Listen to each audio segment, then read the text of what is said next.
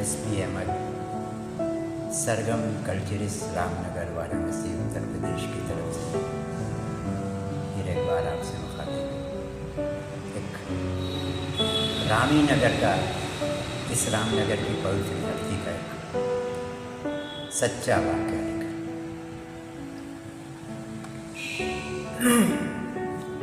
रामनगर एक ऐसी धरती है जो काशी का दिल है, काशी का हृदय है। विश्व प्रसिद्ध रामलीला रामनगर, शायद ही ऐसा कोई भारतीय होगा जो इस रामलीले से वंचित होगा और ना जानता होगा। हर आदमी के दिलों में, जुबान पर, आत्माओं में बसता है। पहले की एक कहानी है, उससे पहले मैं कुछ और यहाँ की शख्सियत के बारे में भी अर्ज करता चलूँ। इसी रामनगर की धरती पर हिंदुस्तान के सिंहासन पर बैठने वाले एक ईमानदार, कर्मठ, अजीम और बेहतरीन शख्सियत हमारे स्वर्गीय प्रधानमंत्री लाल बहादुर शास्त्री जी का भी मुकाम है। उनके जिक्र के बगैर रामनगर अधूरा है। नदियों का किनारा है, माँ गंगा की आस्था है और माँ गंगा में पूरे भारतवासी, पूरे बनारस वासियों का दिल बसता है। यहाँ कोई ना हिंदू है ना कोई मुस्लिम है, हर शख्स भारतवासी है और हर इंसान काशीवासी। हमारे स्वर्गीय प्रधानमंत्री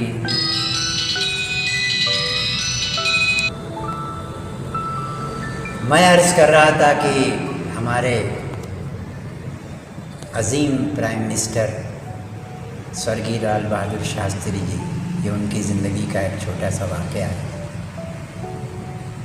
बनारस दुर्ग है, काशी का जो रामनगर का किला है, उसके बगल में माँ गंगा बहती है। कभी वो अपने स्टडी, जब उनका वो शिक्षा काल था तो उस वक्त हालात वैसे नहीं थे, उतना डेवलपमेंट नहीं था, और उनका ये वाक़या है कि वो कांधे पर, पीठ पर अपना बस्ता बांध कर माँ गंगा को पार करके काशी हिंदू विश्वविद्यालय जाया करते थे पढ़ने के। आज सरकार की मेहरबानी, एहसान है कि रामनगर और बनारस को एक पक्के पुल से बांध दिया गया है। वो जो अलगाव होता है, इस पुल ने पहले पीपे का पुल हुआ करता था, अब नावें चलती थी। आज बहुत हालात बेहतर है। तो जब वो प्रधानमंत्री हुए उस वक्त हालात ऐसे थे उनके कि एक कार भी खरीदने का पैसा नहीं था उनके पास। 8 या 7 हज़ार का उन्होंने लोन भी लिया। ये सच्चाई थी।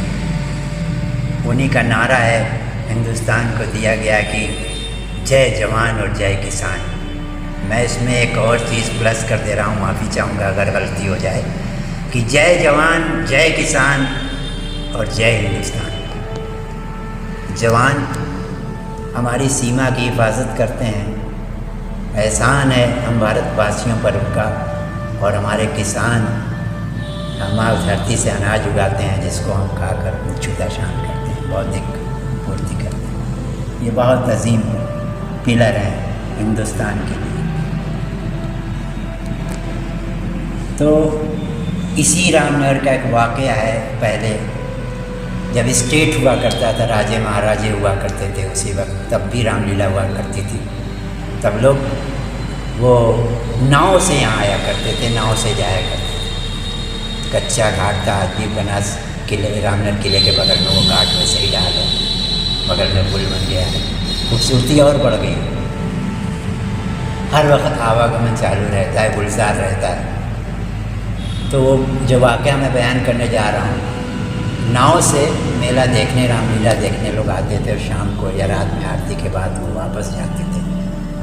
उसी वक्त का एक वाक़या है कि नाव तैयार थी जाने के लिए, उस पर कुछ लोग बैठ चुके थे और महाराजा के एक सिपाही भी, पहले ये हुआ करता था कि आज जो बंदूकें मिलती हैं सिपाहियों को, पहले वो बल्लम हुआ करते थे, एक लकड़ी की बड़ी लाठी हुआ करती थी, उसमें एक वो भाले टाइप की एक चीज़ व्यवस्थ होती थी, सुरक्षा की दृष्टि से उनको दी जाती थी, वैसे ही उनको।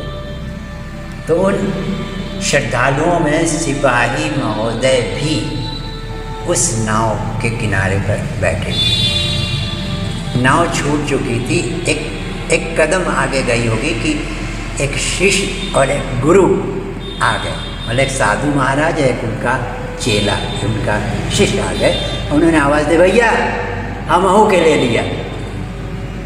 तो चूँकि नाव बस डोली थी, मल्लाह ने वापस लिया, करीब किया, और जैसे ही नाव करीब आई, बस एक स्टेप, एक कदम बाकी रह गया था कि जो चेला था गुरु जी का, वो थोड़ा उतावला हो गया। नाव लगने से पहले ही वो उछल कर उस नाव पे कूद गया। तो माँ गंगा का जो पवित्र जल था, उसके कूदने से वो छींटे, कुछ जल के छींटे वो सिपाही महोदय के जिस्म पे पड़ गए।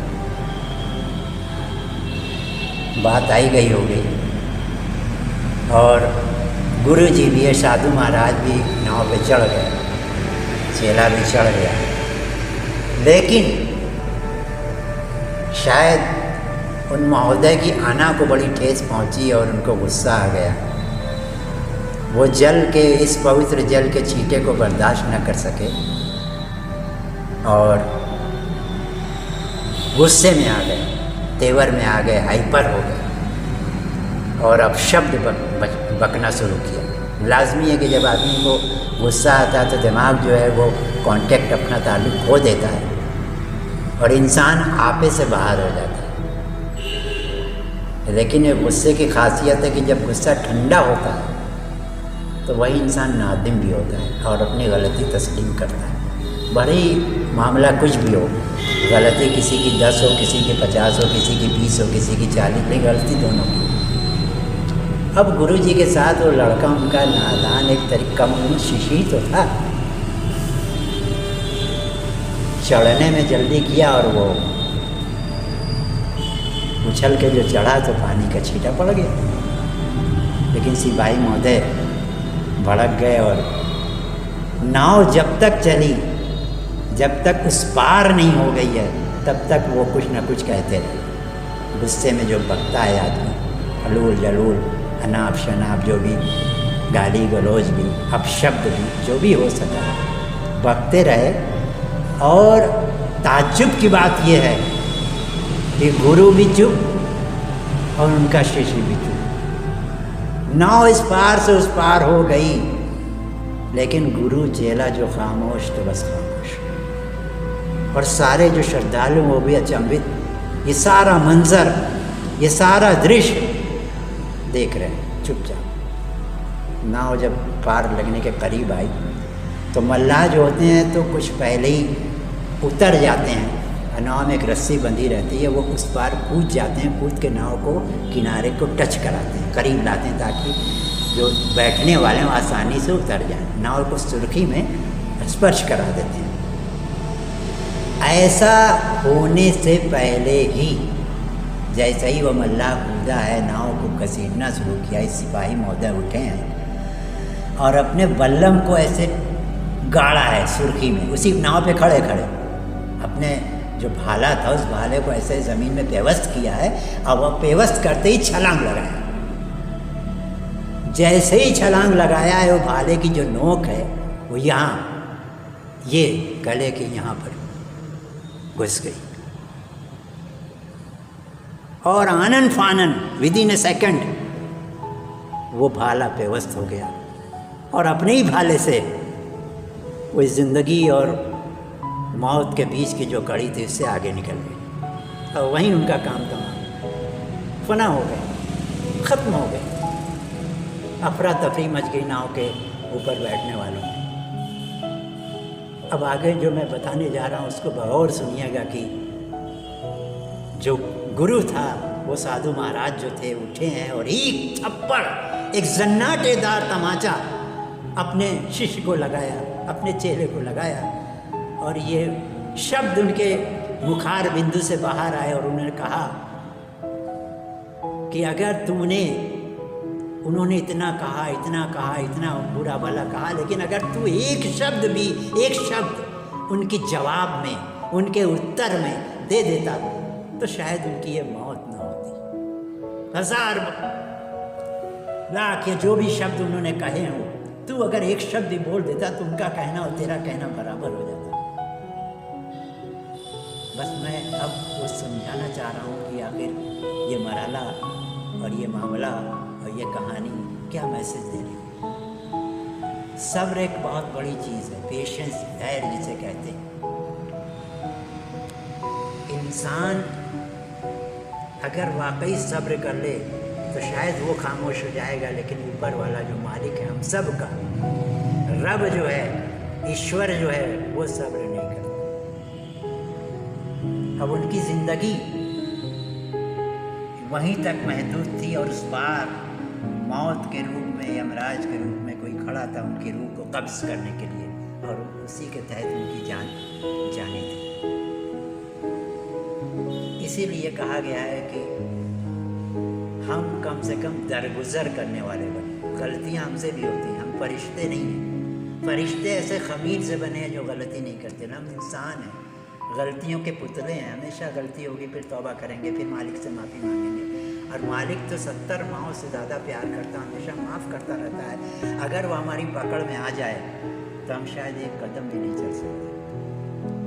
इसलिए हमेशा हमें मामले को नज़रअंदाज करना चाहिए कि अगर अगले की गलती हो ही गई है, कभी भी हम सड़क पे भी चलते हैं, ठोकर लगे, किसी को धक्का लग गया, कुछ भी लग गया, तो हम आपे से बाहर आ जाते हैं। थोड़ा सा संजीदगी से हम वही मामले को रफा दफा करते हैं, अपनी ही गलती तस्लीम करके आगे निकलते हैं।